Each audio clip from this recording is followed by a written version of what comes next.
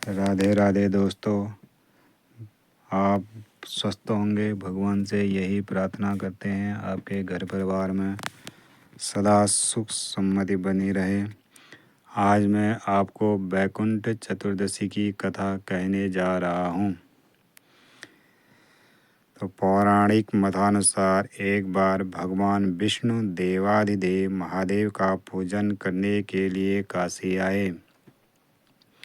उन्होंने गंगा स्नान के बाद मन में विचार किया कि वहाँ मणिकर्णिका घाट पर स्नान करके उन्होंने 1000 स्वर्ण कमल पुष्पों से भगवान विश्वनाथ के पूजन का संकल्प किया।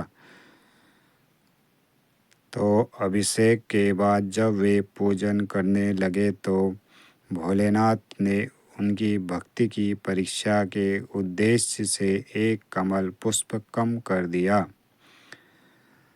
तो भगवान श्री विष्णु को पूजन की पूर्ति के लिए 1000 कमल पुष्प चढ़ाने थे। एक पुष्प की कमी देखकर उन्होंने सोचा कि मेरी आँख भी तो कमल के समान है।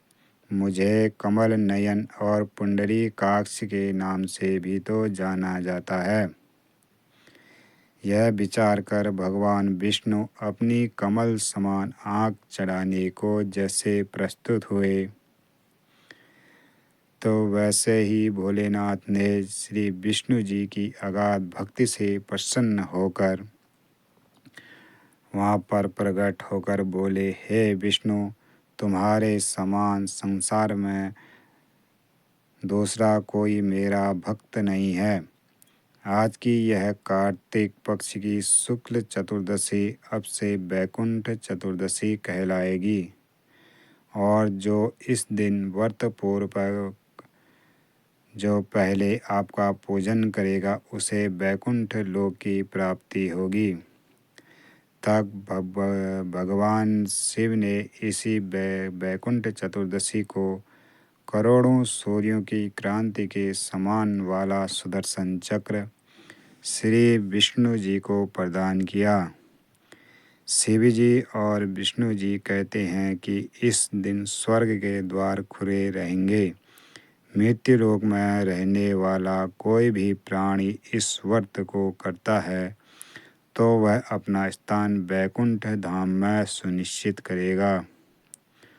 तो दोस्तों, आप हमें बताइए आपको ये कथा कैसी लगी, ज़रूर कमेंट में बताएं दोस्तों।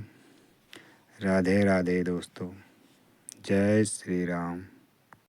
तो दोस्तों, वैकुंठ चतुर्दशी की पौराणिक कथा के अनुसार एक बार की बात है, नारद जी पृथ्वी लोक से घूम कर वैकुंठ धाम पहुँचते हैं। भगवान श्री विष्णु उन्हें आदर पूर्वक बिठाते हैं और प्रसन्न होकर उनके आने का कारण पूछते हैं।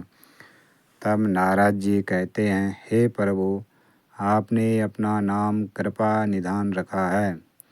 इससे आपके जो प्रिय भक्त हैं वही तर पाते हैं। जो सामान्य नर नारी है वह वंचित रह जाते हैं। इसलिए आप मुझे कोई ऐसा सरल मार्ग बताएं जिससे सामान्य भक्त भी आपकी भक्ति से मुक्ति पा सके। यह सुनकर भगवान कृपानिधान जी बोले, हे नारद, मेरी बात सुनो। कार्तिक शुक्ल पक्ष की चतुर्दशी को जो नर नारी व्रत का पालन करेंगे और श्रद्धा भक्ति से मेरी पूजा अर्चना करेंगे, उनके लिए स्वर्ग के द्वार साक्षात खुले होंगे।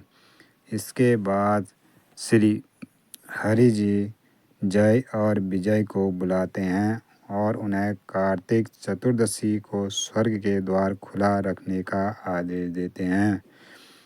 तब भगवान विष्णु कहते हैं कि इस दिन जो भी भक्त मेरा थोड़ा सा भी नाम लेकर पूजन करेगा वह वैकुंठ धाम को प्राप्त करेगा।